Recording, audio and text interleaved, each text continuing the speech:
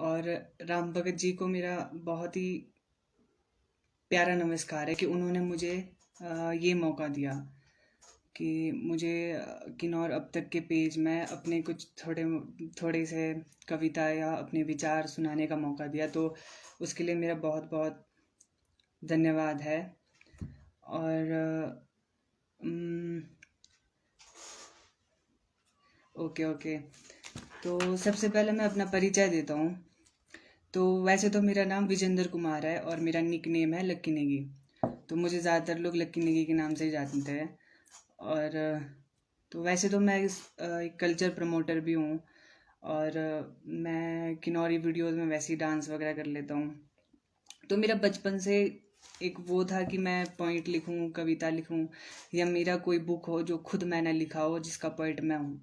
तो मुझे कोई ऐसा रास्ता नहीं मिला था। अभी फ़िलहाल इसी साल तो मैंने थिएटर ग्रुप ज्वाइन किया था। तो थिएटर ग्रुप ज्वाइन करने का मेरा मोटो ये था कि मेरे को एक्टिंग सीखना था और मुझे एक्टिंग करना बहुत अच्छा लगता है। तो उसके साथ साथ मैंने कविता लिखना भी स्टार्ट कर दिया था। तो कविता लिखने के साथ साथ वहाँ पे मेरे डायरेक्टर सर होते थे, उन्होंने मुझे बहुत कुछ सिखाया और अभी भी है, साथ चला हुआ है, ज़िंदगी में साथ चलेगा वो जो उन्होंने बताया है। और कविता लिखने के लिए उन्होंने मुझे फर्स्ट टाइम कहा था और मुझे रास्ता मिल गया था कि मैं अपनी कविताएं लिखूं। वैसे मैं बहुत ज़्यादा इंट्रोवर्ट टाइप हूँ, मुझे अकेला रहना अच्छा लगता है ज़्यादा, तो मैं ज़्यादातर कविता ऐसे अकेलेपन के लिए लिखता हूँ या अपने कोई भी विचार है वैसे लिखता हूँ। तो यही है मेरा इंट्रो। तो चलिए मैं आपको सबसे पहले अपनी एक कविता सुनाता हूँ जो मैंने सबसे पहले खुद लिखी थी, और उसका टाइटल था सपने दे रहे हैं गम।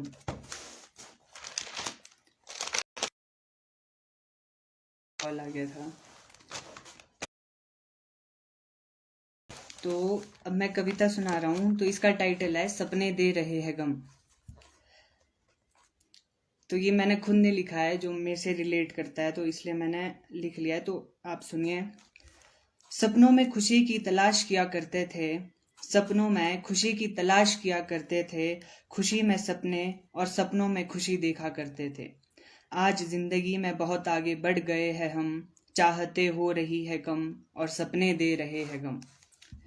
एक दिन ऐसा भी था, एक दिन ऐसा भी था जब हम खुद को पिंजरे में बंद समझते थे, माँ की बातों को अनसुना और पिता की बातों को बोझ समझते थे, दोस्तों की बातों में मस्ती और अपने सपनों में खुशी समझते थे। लेकिन आज जिंदगी में बहुत आगे बढ़ गए हैं हम, चाहते हो रही है कम और सपने दे रहे हैं गम। वक्त बीतता रहा, समय चलती रही, वक्त बीतता रहा, समय चलती रही, परिवार के सिवा रिश्ते खत्म होते रहे, परिवार के सिवा रिश्ता खत्म होते रहे। कोई अपना जो हमें समझे, जो हमें चाहे, ऐसा रिश्ता ढूंढते रहे, जिनको अपना समझते रहे वही दे रहे हैं गम। जिंदगी में बहुत आगे बढ़ गए हैं हम, चाहते हो रही है कम और सपने दे रहे हैं गम, चाहते हो रही है कम और सपने दे रहे हैं गम। कुछ पाने की आशा में इतने आगे बढ़ गए हैं हम, कुछ पाने की आशा में इतने आगे बढ़ गए हैं हम, ना कोई खुशी देता है ना देता है कोई गम, ना कोई खुशी देता है ना देता है कोई गम। अब लगता है कुछ अकेले से हो गए हैं, अब लगता है कुछ अकेले से हो गए हैं, जिंदगी में बहुत आगे बढ़ गए हैं हम, चाहते हो रही है कम और सपने दे रहे हैं गम, चाहते हो रही है कम और सपने दे रहे हैं गम। तो ये मेरा पहला कविता था जो मैंने खुद से लिखा था। इसका इसका लिखने का मतलब मेरा वो मोटिव ये था कि ना मैं मेरा एम था कि मैं एक्टिंग के लाइन में जाऊं, या और मुझे पढ़ना बहुत ज़्यादा अच्छा लगता है, तो मैं पढ़ाई कर रहा हूँ। तो मुझे अभी अभी फ़िलहाल मैंने ग्रेजुएशन की एग्ज़ाम दी है और मैं एमए एंट्रेंस के लिए तैयारी कर रहा हूँ। तो मेरा एम था कि मैं या एक्टिंग लाइन में जाऊँ या पीएचडी करूँ, तो ये दोनों है एम, मैं दोनों करूँगा, ऐसा नहीं है। तो मैं एक्टिंग में जब थिएटर में गया था तो मुझे वहाँ पे रास्ता मिला था कि हाँ मेरे को पोएम भी करना है, क्योंकि मेरे को बचपन से था, मैं जब भी किसी की कविता सुनता था या शेर गज़ल्स वगैरह सुनता था या किसी की कविता पढ़ता था, तो मुझे ये मोटिवेशन मिलती थी कि मेरे को भी एक दिन ऐसा करना है। कि मतलब मैं किताब पे अपना नाम देखना चाहता था, तो इसलिए मैंने लिखना स्टार्ट किया। और ये सपने दे रहे गम लिखने का पीछे ये था क्योंकि जितना हम आगे बढ़ रहे हैं ना, अभी मेरी एज है 21, तो मुझे लगता है मैं अभी 21,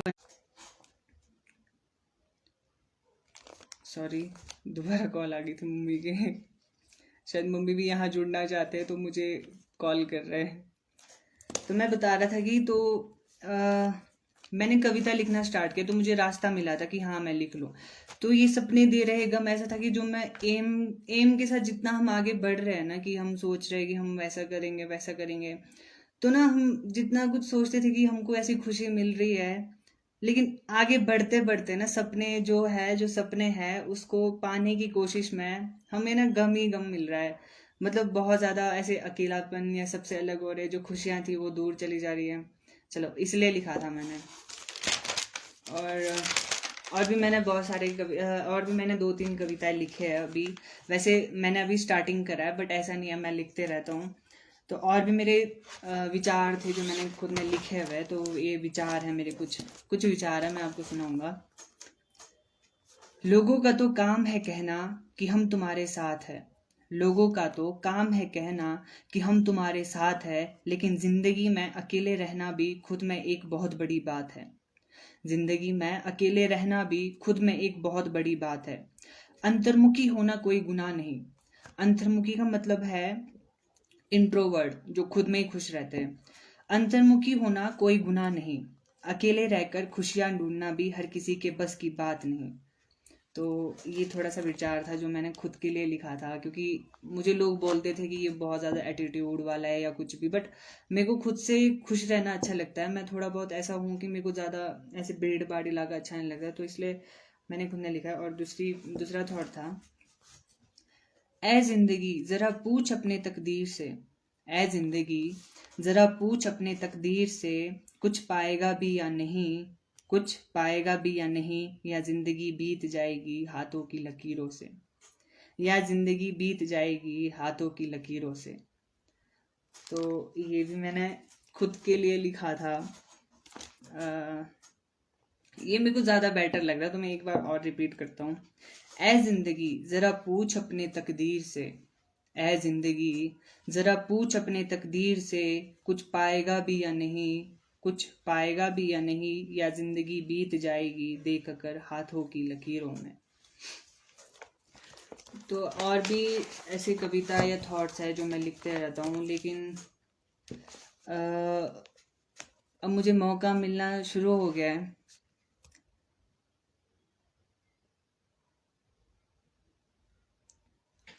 okay okay, Negi Pramod Binu ji, thank you. हाँ मैंने स्टार्टिंग करी है, तो मैं धीरे धीरे ऐसे कवियों के वो वीडियोस देखते रहता हूँ अक्सर, तो मुझे यहाँ से प्रेरणा मिलती है। और भी मैं अपनी गलतियों, मुझे पता है कि मुझसे बहुत ज़्यादा गलतियाँ होती है। वैसे किन्नौरी जो स्लैंग होती है उसमें गलतियाँ तो होती है ऑब्वियसली, तो मैं धीरे धीरे सीखना कोशिश करूँगा सीखने के लिए। जो मेरी वर्ड्स में थोड़ी ये हो रही है ना, पुलिंग वर्ड्स जो भी है ऐसे वैसे, चलो उसमें कर लूँगा मैं कोशिश। थैंक यू मुझे बताने के लिए जीता सी, थैंक यू सो मच। आज ना मुझे बहुत अच्छा लग रहा है कि मैं ऐसे कविता सुना रहा हूँ किसी को, वो भी खुद ने लिखा हुआ, मुझे बहुत अच्छा फील हो रहा है। तो thank you so much Ram Bhagat ji का, जिन्होंने मुझे ये मौका दिया हुआ है। थैंक यू सो मच उनका। और मैंने किन्नौर के लिए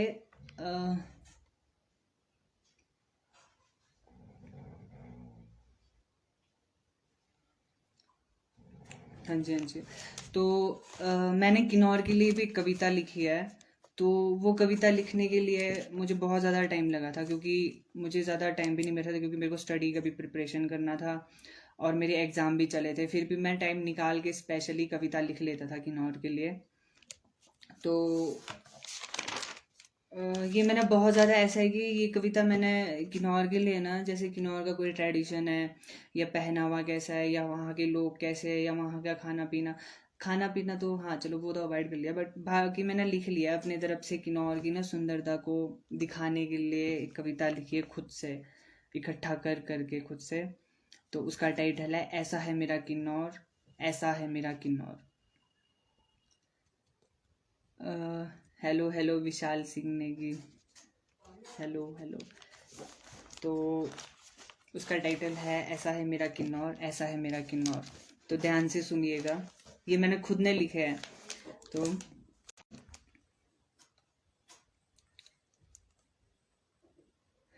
आप सभी से माफ़ी मांगता हूँ, मेरे को मम्मी दोबारा कॉल कर रहे थे, मुझे बोल रहे थे कि मैंने भी आना है, मैंने भी ज्वाइन करना है, तो मुझे भी लिंक सेंड कर। तो मैंने उन लोगों को बोला कि पेज में जाके देख लो। तो हाँ, मैं कह रहा था कि मैंने खुद ने लिखा है किन्नौर के लिए कविता। तो मेरी कविता का नाम है ऐसा है मेरा किन्नौर, ऐसा है मेरा किन्नौर। तो ये मैंने खुद ने लिखा है, आप ध्यान से सुनिए। हेलो, अच्छा, मतलब कि अभी आपके लिए एक प्रेरणा का स्रोत है। Thank you so much Ram Bhagat ji, thank you so much. आपने ये मौका दिया ना, यही बहुत बड़ी बात है मेरे लिए। Thank you so much. हाँ जी हाँ जी, तो मैं आपको कविता सुनाता हूँ। ऐसा है मेरा किन्नौर, ऐसा है मेरा किन्नौर, ठीक है। तो ध्यान से सुनिए। पर्वतों की गोद में बसता अपने एक सम्मान से, दिलों में है राज करता अपने हर एक नाम से। ऐसा है मेरा किन्नौर, ऐसा है मेरा किन्नौर। बर्फ की चादरें ढकी है यहाँ हर एक ओर से, बर्फ की चादरें ढकी है यहाँ हर एक ओर से। नाम चाहे हो शिवकीला या हो नाम किन्नर कैलाश से। सुंदरता यहाँ की किसी से कम नहीं, सुंदरता यहाँ की किसी से कम नहीं। कोई परिकलन करे ऐसा किसी में दम नहीं।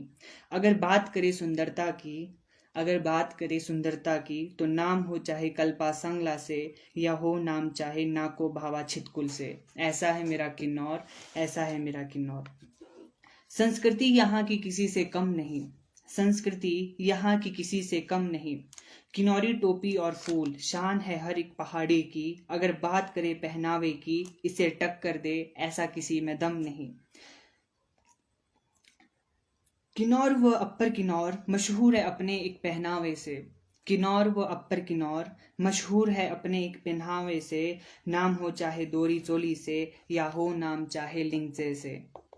ऐसा है मेरा किन्नौर, ऐसा है मेरा किन्नौर। सुबह की शुरुआत होती है देवी देवताओं और बौद्ध मंत्रों के नाम से, सुबह की शुरुआत होती है देवी देवताओं और बौद्ध मंत्रों के नाम से। नमकीन चाय से या चुल्ली का तेल और सत्तू के नाम से। परंपरा यहाँ की किसी से कम नहीं, परंपरा यहाँ की किसी से कम नहीं। मेलों व त्योहारों को टक्कर दे ऐसा किसी में दम नहीं। जगह जगह पर मेले व त्योहार होते हैं अपने एक रिवाज से। नाम हो चाहे शिवरात्रि धाकरेन होली से, या हो नाम चाहे फागुली फुलैत सस्कर से। पर्वतों की गोद में बसता अपने एक सम्मान से, दिलों में है राज करता अपने हर एक नाम से। ऐसा है मेरा किन्नौर, ऐसा है मेरा किन्नौर। तो किन्नौर के लोगों के लिए, बहुत बोले हैं यहाँ के लोग, बहुत बोले हैं यहाँ के लोग, हर किसी को अपना समझ लेते हैं। हर तरह की मदद भी करते हैं, दिलों के बहुत धनी होते हैं। धोखेबाजी या गलत व्यवहार इन्हें करना आता नहीं। अजी अगर बात बिगड़ जाए तो किसी को उन्हें संभालना भी आता नहीं। मत लीजिए कभी दुश्मनी इनसे, मत लीजिए कभी दुश्मनी इनसे, क्योंकि इनकी सटक गई तो मुश्किल है दुश्मनों को बचाना इनसे। परिश्रम से इनको पीछे होना आता नहीं, परिश्रम से इनको पीछे होना आता नहीं। असंभव को संभव कार्य बनाना इनके लिए मुश्किल की बात नहीं। थकावट तुरंत गायब कर लेते हैं अपने एक आमोद प्रमोद से, थकावट तुरंत गायब कर लेते हैं अपने एक आमोद प्रमोद से। नाम हो चाहे नमकीन चाय से, या हो नाम चाहे मूरी अंगूरी से। ऐसा है मेरा किन्नौर, ऐसा है मेरा किन्नौर। पर्वतों की गोद में बसता अपने एक सम्मान से, दिलों में है राज करता अपने हर एक नाम से। ऐसा है मेरा किन्नौर, ऐसा है मेरा किन्नौर, ऐसा है मेरा किन्नौर, ऐसा है मेरा किन्नौर। तो ये कविता था जो मैंने खुद से लिखा है, और ये लिखने के लिए मुझे बहुत ज़्यादा टाइम लगा है। बहुत सारे कमेंट्स भी आए हैं। Thank you so much, thank you so much Jayraj जीतस जी।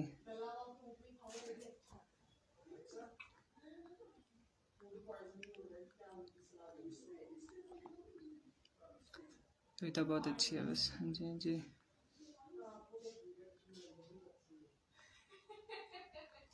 Thank you so much Ram Bhagat ji react करने के लिए।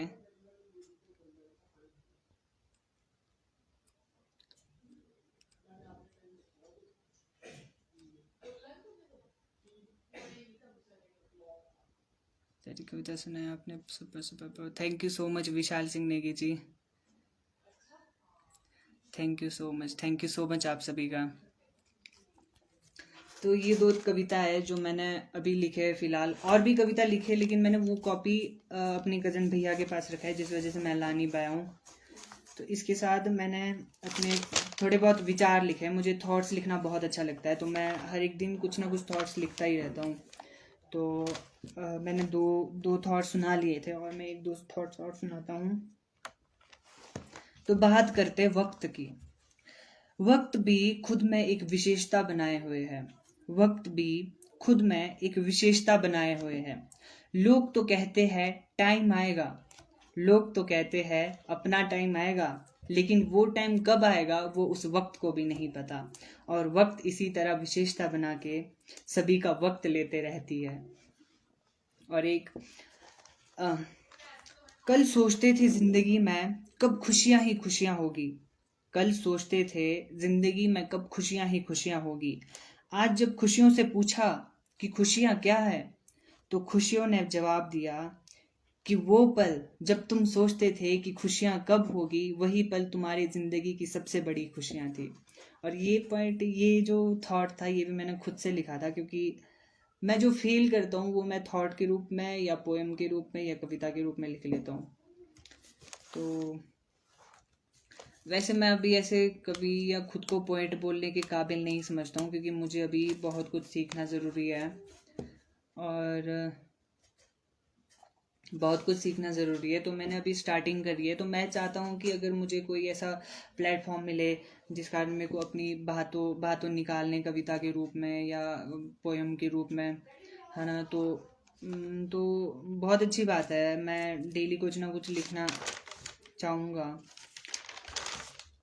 और भी मेरी एक पोयम है कल्पना, वो कल्पना मेरी अभी अधूरा रह चुका है, वो अभी पूरा करना है मुझे। और दो तीन कोई थॉट्स है वो भी मैं आपको सुनाऊंगा।